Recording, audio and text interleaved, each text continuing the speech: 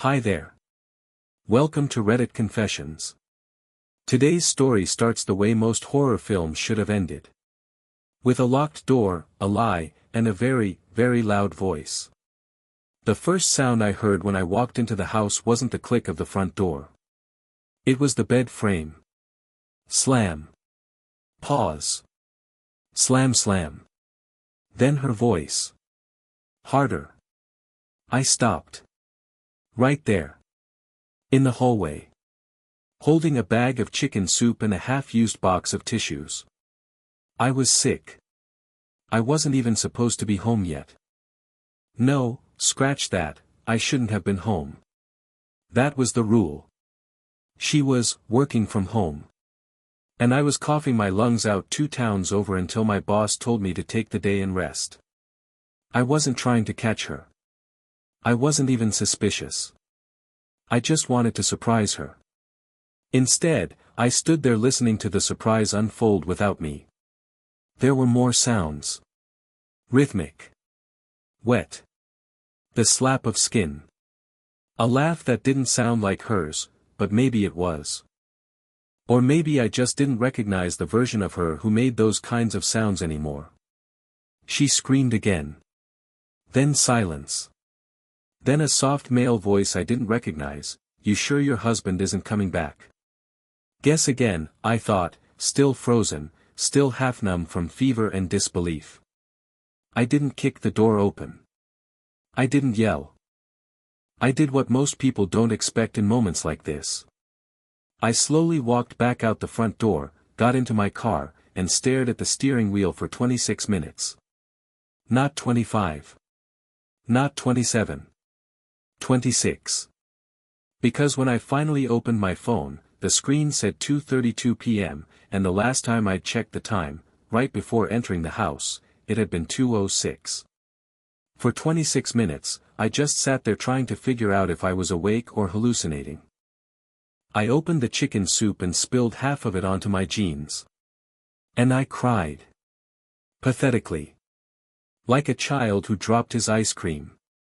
I didn't cry because she cheated. Not just that.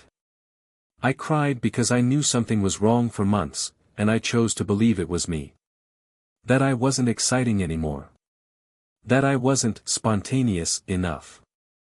That she was just tired lately. She was tired, all right. Just not from me. I didn't go back inside that day. But I did come back the next morning. And what I found in the trash can beside the bed. That's what turned a simple betrayal into something so much darker. And that's where things really began to spiral. I didn't sleep that night. I didn't even try. I sat in the driver's seat of my car until my phone died, until my skin went cold, until even the tears dried up and all I had left was the stillness of dread. At some point, probably around 5 a.m., I drove to a 24-hour diner. I ordered a coffee I couldn't drink and a pancake I couldn't taste. And then I went home. She was asleep. Our front door was locked. Curtains drawn. The scent of her lavender shampoo still hung in the hallway, masking whatever traces of him might have lingered.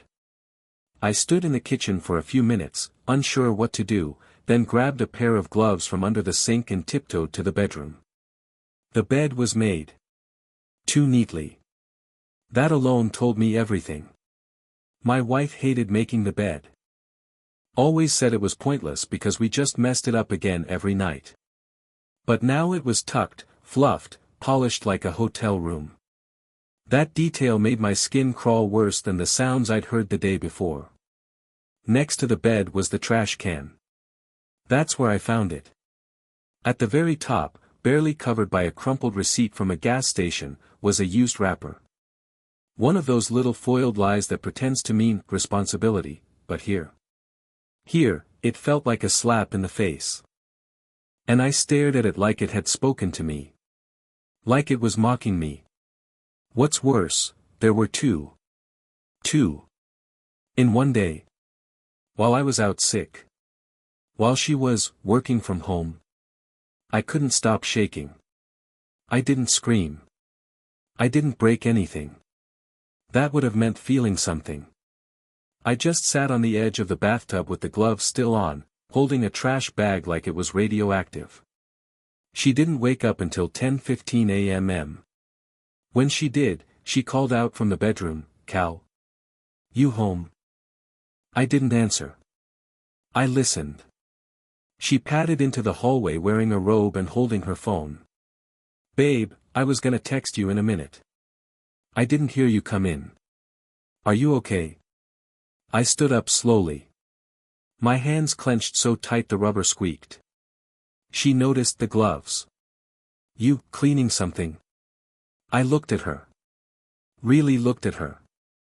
And for a second, I didn't recognize the woman I married. There was no shame on her face. No guilt. Just casual concern, like she had no clue what she had done the day before. That's when I knew she'd lie to my face. She was already preparing to. I didn't accuse her. Not yet. I played along. "Did you have a visitor yesterday?" I asked, tilting my head slightly. She blinked. "What? Delivery, maybe?" I pressed, watching her pupils. "No." "Why?" Her voice was careful now. Measured. I gestured toward the trash bag, still in my grip.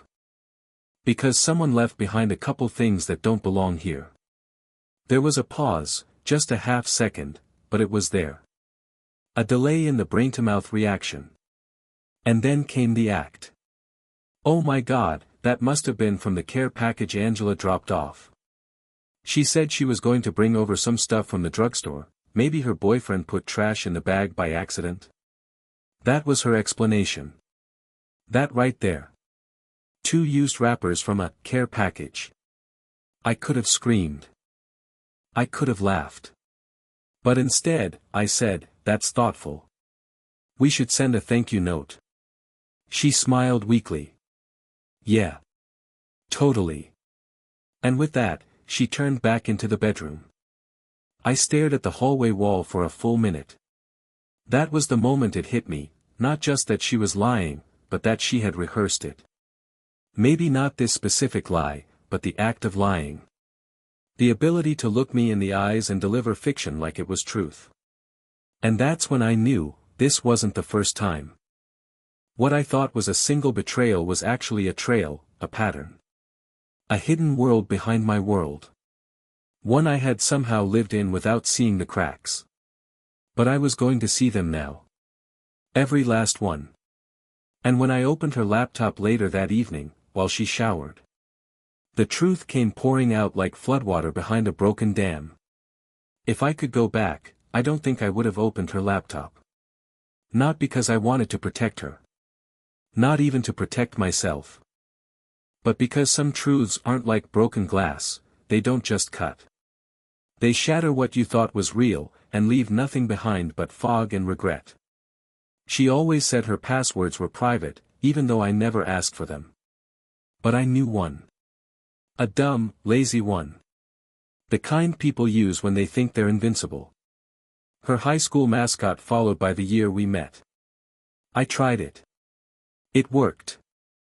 The screen unlocked into her usual chaos, tabs for design software, open invoices, Pinterest boards for dream kitchens we were never going to afford. I didn't even know what I was looking for at first. My hands hovered, unsure, like I was trying to disarm a bomb without instructions. Then I saw the folder. Buried in her downloads. It was named archive_dio_not_delete. I clicked it. Inside were screenshots. Dozens. Maybe hundreds. Some were cropped message threads. Some were selfies I'd never seen, ones she'd clearly taken in our house, in our bedroom. Some weren't selfies. Some were sent to her. I won't describe them. I don't need to. But there was one, in particular, that snapped whatever thread was holding me together. It was a blurry photo, taken by accident, maybe, but it showed the edge of my shirt on the chair in the background. One I had worn the night before. Which meant whoever took that photo, whoever she was smiling at in that image, Was there not long after I left for work? Possibly even while I was still there. That realization was worse than anything. I started to feel the walls close in, like my lungs were losing their ability to function. I tried to close the laptop, but I couldn't. I kept digging. And the deeper I went, the worse it got. She'd been messaging multiple men. Most of the chats were encrypted, screenshots from a private app I'd never heard of. But one conversation stood out. Not because of what was said, but because of the timestamp. The same day I came home sick. The final message was from him. Next time, let's leave the door unlocked. It's hotter that way. She replied. Only if you want to get caught. He's so oblivious, he wouldn't even notice. That broke me. Oblivious. That's how she saw me. A placeholder. A ghost in my own home. Someone whose presence was tolerated, not wanted. Someone she could roll her eyes at behind his back, even while sleeping beside him. I didn't confront her that night. I couldn't. I was too hollow, too stunned. Instead, I spent the rest of the evening pretending to scroll my phone while she watched a crime doc on Netflix and casually offered me popcorn. She laughed at something on screen. I nodded like I was still part of her world. But I wasn't. I was in the eye of a hurricane, pretending the breeze was just weather. And she had no idea I knew. That's when the idea started forming. Not revenge. I'm not that guy. But something else. I wasn't going to scream. I wasn't going to argue. I was going to listen. For the first time in years, I realized I didn't need to ask questions anymore. Because I already had the answers. What I needed, was proof. And the next day, I would get exactly that. She kissed me on the forehead the next morning. Just like that. A small, soft gesture, like she was the same woman who used to whisper, "You're my favorite person," in the early days. Like the version of her I now knew, the one smiling in someone else's bed, laughing in encrypted threads, didn't exist. She brewed my coffee. Asked how I slept. Told me I looked pale, offered to make oatmeal. She was everything I thought I missed in her, but now, it just made me sick. I played along, like the coward I was. Smiled. Took the mug. Sipped the coffee even though my stomach was burning. I think that's what destroyed me most, the fact that she could fake it so well. Like I wasn't a person. Like I was a pet, easily managed with scraps and tone. But I wasn't passive anymore. I had a plan. I didn't want revenge. I wanted clarity. I needed to know who this man was. I needed to see how deep it went. Was it a fling? Was she planning something bigger? Was I just waiting to be discarded once it was convenient? So while she ran errands, I searched. Not her phone, that was locked. But her smartwatch? She never thought to secure that. And it synced with everything. Messages. Calendar. Even GPS logs. I opened her recent activity. She wasn't at the market yesterday. She wasn't at her friend's baby shower last week. She wasn't at the gym on Monday like she claimed. She'd spent 3 hours in the exact same residential neighborhood each time. Different times. Different days. Same location. I mapped it. It was a house. I recognized the street. Not because I'd been there, but because it was 4 blocks from where my ex-coworker used to live. A guy I never liked. A guy who flirted with Lorelei once at a Christmas party years ago and apologized the next day. She told me it was nothing. I believed her. His name was Tyson. Tall. Overconfident. And once referred to me as Larry by accident, twice. My name isn't Larry. And now his address was appearing on my wife's synced GPS history over and over again. It clicked. Not just the voice I heard from the hallway. Not just the tattoos on the shoulder. But the cocky tone. The laugh. The fact that she used to get weirdly defensive when I made fun of him. I always thought I was just being jealous. No. I was being played. The betrayal felt like a second punch in the gut. Not only had she cheated, she'd done it with someone she knew I had a problem with. Someone who disrespected me to my face and clearly never took me seriously. And now? Now he was in my house, using my bed, drinking my wine, and laughing behind my back while she served it all up like I was invisible. That was when something inside me finally snapped. Not with rage. With resolve. I didn't want to confront her with just words. She was too practiced. Too quick with lies. I wanted the truth to speak for itself. I needed her to see herself through my eyes. To hear her words the way I heard them that day from the hallway. So I went to the store. Bought a small audio recorder. Slim. Wireless. Easily hidden. Then I spent the afternoon planting it beneath the nightstand. She didn't notice. Why would she? She thought she was 3 steps ahead of me. She thought I was still in the dark.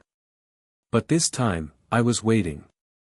And when she told me she'd be working late the next evening, I kissed her goodbye, helped her pack her bag, and smiled as she drove off. Then I sat in my car, parked 2 streets over, with my phone connected to the receiver. And I listened. I didn't expect what I heard. It wasn't just her. It wasn't just him. There was a third voice. Another man. And what they said about me. It made everything I thought I knew about betrayal seem tame by comparison. The moment I heard the third voice, everything froze. There was the usual sound first, her laugh, soft and breathy, fake in the way she thought men liked.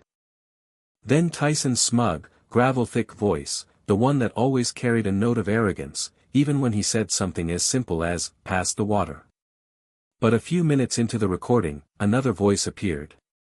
Younger. Nervous, maybe. But unmistakably male. At first, I thought I was hearing an echo or maybe background noise from something on TV. But then that voice said my name. My actual name. Not as part of a story. Not in pity. But in mockery. So, does he seriously not know anything? The third guy asked, a nervous chuckle riding the edge of the question. Lorelei answered with something that made me feel like I wasn't even human anymore. Calvin. Please. He still thinks I'm doing freelance jobs for local businesses. Meanwhile, I haven't opened Photoshop in 6 months. The last invoice I sent was fake. They all laughed. All 3 of them. Tyson's voice followed, that man wouldn't know betrayal if it bit him in the throat. You could take him to dinner with both of us and he'd probably thank you for the invite. The younger guy, still unnamed, asked, how do you keep it all straight? Like, don't you feel guilty? Another laugh. Hers. Why would I? He checked out years ago. He doesn't even touch me. Doesn't ask questions. He just wants to play husband and pretend everything's fine. He practically gave me a permission slip. That part broke something inside me. Because it was true, at least, the first part. I had withdrawn. I stopped asking where she was going, stopped pushing when her explanations didn't make sense. I made excuses for her behavior. Because I didn't want to believe I was disposable. But hearing her say it, hearing her weaponize my trust, as if my gentleness was a weakness to exploit, that did something to me. I felt my stomach clench with a sharp, sour heat. I was still sitting in my car 2 streets away, gripping the steering wheel like it might fly out of my hands. The sun was going down, and everything in me wanted to explode. To burst through that door, expose her lies, scream in her face. But I didn't. Because the recording wasn't over. Then came something I never, in 1,000 years, expected to hear. Tyson again, his tone shifting. So, are you going to tell him before or after the paperwork goes through? There was a pause. A long one. Then Lorelei said, quieter this time, I'll wait until after the refi. If he's still on the mortgage, I can't move forward yet. Once that clears, I'll drop the bomb. Say I fell out of love. Keep it clean. I've already talked to a lawyer. No drama. No alimony. Just, done. The air in my lungs turned to ash. They were planning my erasure. Not just betrayal, but a coordinated exit strategy. One that relied on my continued ignorance. One that used my name, my financial history, my credit, as a springboard into her new life. And I was just supposed to disappear into the background, like a scratched-out name in a notebook. They kept talking. They joked about where they'd travel once she was free. Tyson suggested Tulum. The younger guy offered up Bali. She told them both they'd have to earn it. I stopped the recording there. Because what came next, if it continued in that direction, I couldn't afford to let it poison me further. I had enough. More than enough. Enough to break a man. But here's the thing, I didn't break. Not yet. Because for the first time since this all began, I wasn't just reacting. I was planning. And before she could blindside me with her clean exit, I was going to change the entire script. Starting with something small. The following morning, I deleted my digital footprint, shut down my social media, pulled back my accounts, locked my credit, and changed my direct deposit. She wouldn't notice, not right away. Because I was done being predictable. And she had no idea what was coming next. It's strange how easy it is to vanish from your own life when you stop playing the part everyone expects you to. I didn't shave. I didn't answer messages. I started going to bed after she fell asleep and waking up before she did. I made my presence in the house smaller, quieter. Not because I was scared, but because I wanted to watch everything more clearly without being seen. She barely noticed. Which told me everything. While she slept, I moved strategically. I encrypted my devices. Transferred money to a private account. I started collecting every piece of evidence, screenshots, audio, bank activity, text backup synced through the smart home hub she forgot I installed. She thought she had this under control. She thought I was still too dazed to react. What she didn't realize was that the man she once married, the man she now called pathetic behind closed doors, wasn't broken. He was preparing for the final act. I called my brother Wyatt, a probate attorney who owed me a few favors. I didn't tell him everything, just enough to make it clear this wasn't about reconciliation. I asked him to connect me to someone discreet, someone with experience managing personal exits. He gave me the number of a guy named Dalton. Low profile, no paper trail, worked mostly with small business owners trying to untangle themselves from messy divorces without blowing up their lives publicly. Dalton asked me just one question: do you want to disappear, or do you want her to finally see you standing? I told him, I want her to realize she never knew me at all. We made a plan. It would take a week. 7 days. 7 days of pretending. 7 days of dinners, awkward laughs, of her pretending we were still okay while texting them from under the table. 7 days of me smiling every time she lied to my face. It was the hardest performance of my life. But it was working. She thought she'd won. She was counting down the days until she could drop the bomb. But I had something else planned. The night before everything was set to unfold, she told me she was going to spend the weekend with her sister. I nodded. Told her to have fun. Even helped her carry her overnight bag to the car. She hugged me. Her arms were light, no weight in them at all. She didn't even smell like herself anymore. Just lavender and calculation. What she didn't know was that I had already been to her sister's place the day before, just to confirm the obvious. Her sister was out of town. Had been for days. That night, while she drove off to play house with her affair partner, I made my final moves. I boxed up all my personal items, photos, heirlooms, journals, keepsakes she didn't even remember I owned. I logged out of everything on our shared devices.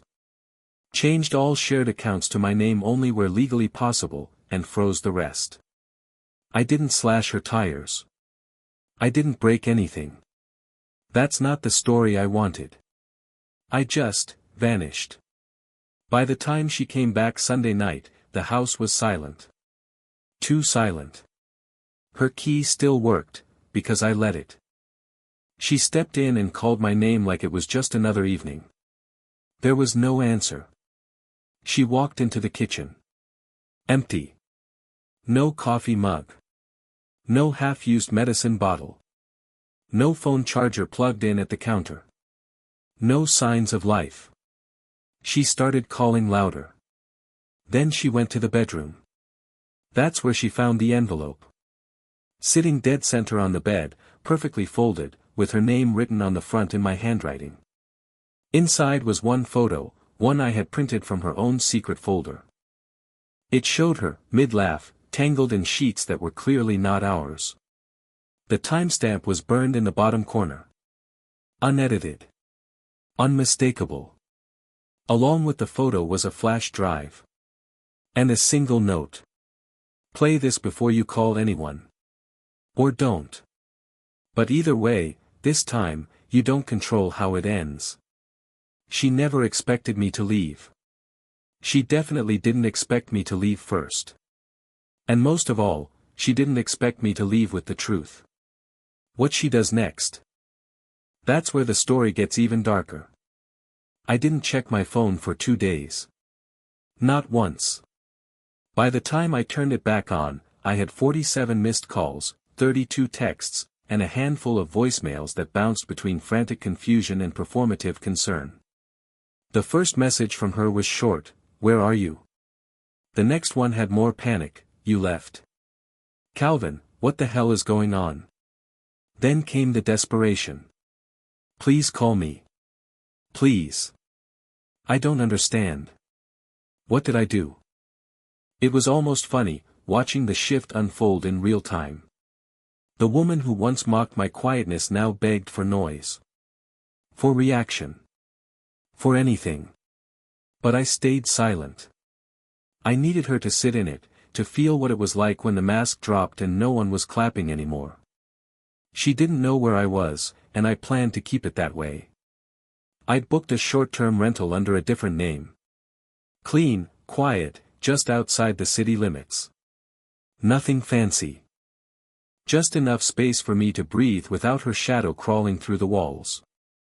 I spent my days going through the files I'd collected, categorizing everything, backing it up twice.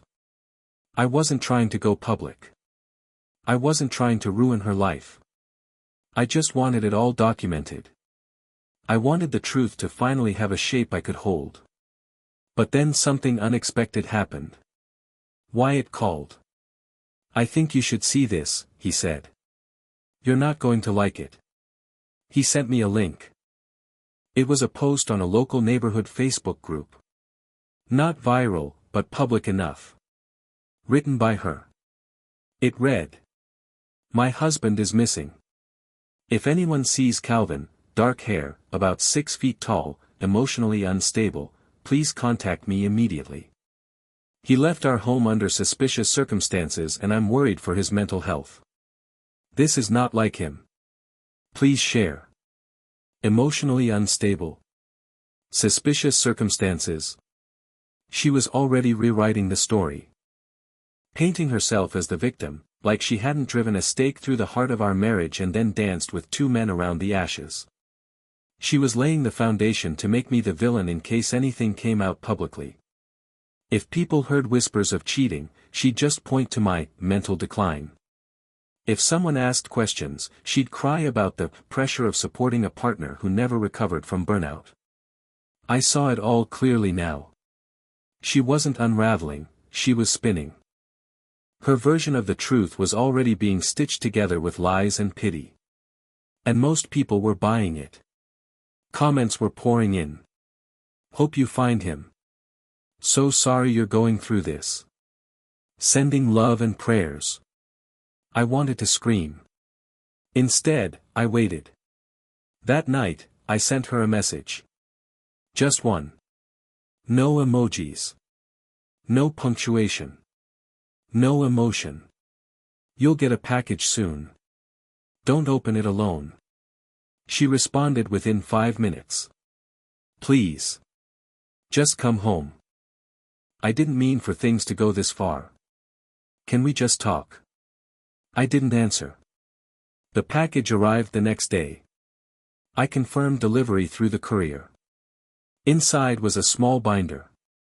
Neatly labeled. Sections clearly tabbed. Photos. Messages. Audio transcripts. A printed copy of her message calling me emotionally unstable. And at the end, a notarized letter from my lawyer stating my intent to separate assets and file for dissolution of the marriage, on grounds of infidelity, fraud, and emotional abandonment. She didn't respond for hours. Then, finally. Why are you doing this? That was the moment it became clear. Even now, after everything, she still thought I was doing something to her. She couldn't see that I was finally doing something for me. But the story wasn't over. Because the next day, someone knocked on my door. Not her. Not Tyson. It was someone I didn't expect. Someone I hadn't heard from in nearly a decade. And what he brought with him? It made everything before this seem small. The man at the door was my old friend Ezra. We hadn't spoken in almost 9 years, not since he left the city and started a non-profit halfway across the country. We weren't close anymore, but we had history. Enough that I didn't immediately slam the door in his face. He looked older. Fuller beard. But he still had that intense, unreadable stare, like he could see straight into your bloodstream. When I asked him how he found me, he pulled a folded note from his jacket and handed it over without a word. It was from my brother. The note read. I didn't tell him where you were. But I told him who you are. Thought it was time someone reminded you. Ezra stepped inside, said nothing for a long time, then finally asked, What do you need? And for once, I didn't pretend to know. I just said, I need help figuring out who I am after all this. So we talked. 4 hours. He didn't ask for details, didn't need a play-by-play. He listened. Really listened. And somewhere in that long, quiet conversation, something in me shifted. The rage thinned out. The grief settled into something like clarity. He reminded me of the person I was before the betrayal, before the self-doubt, before I twisted myself into a shell just to keep peace in a war zone I didn't even know I was in. He reminded me that I had value outside of what she saw in me, or failed to see. That I didn't need to burn my life down for closure. I just needed to step away from the fire. The next few weeks were a blur of decisions. My lawyer finalized the financial separation. The evidence I sent was airtight, so airtight, in fact, that Lorelei didn't even contest the agreement. She signed. Silently. Probably hoping it would all disappear if she ignored it long enough.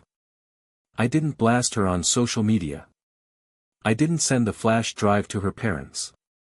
I didn't humiliate her in public. Because she already knew. She had to wake up every day knowing she traded a future for a fling. Knowing she buried the one person who loved her without needing to be entertained or impressed. And now? Now I was free. I moved into a new place. Quiet. Bright.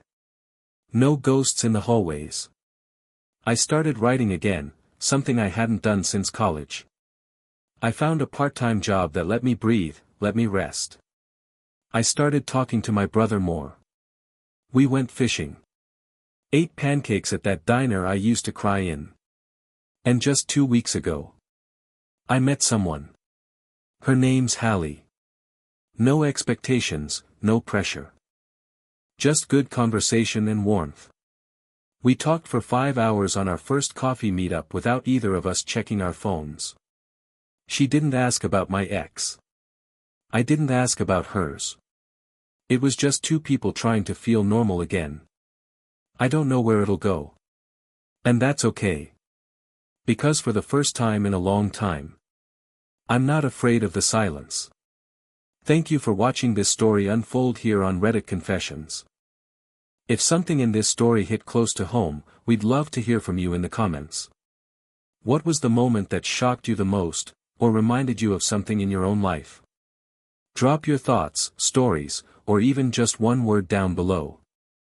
And if you haven't already, subscribe to Reddit Confessions for more real, raw, and unforgettable tales, where the truth isn't just told, it's felt. Until next time, stay honest. Stay strong. And remember, sometimes, walking away is the loudest thing you'll ever say.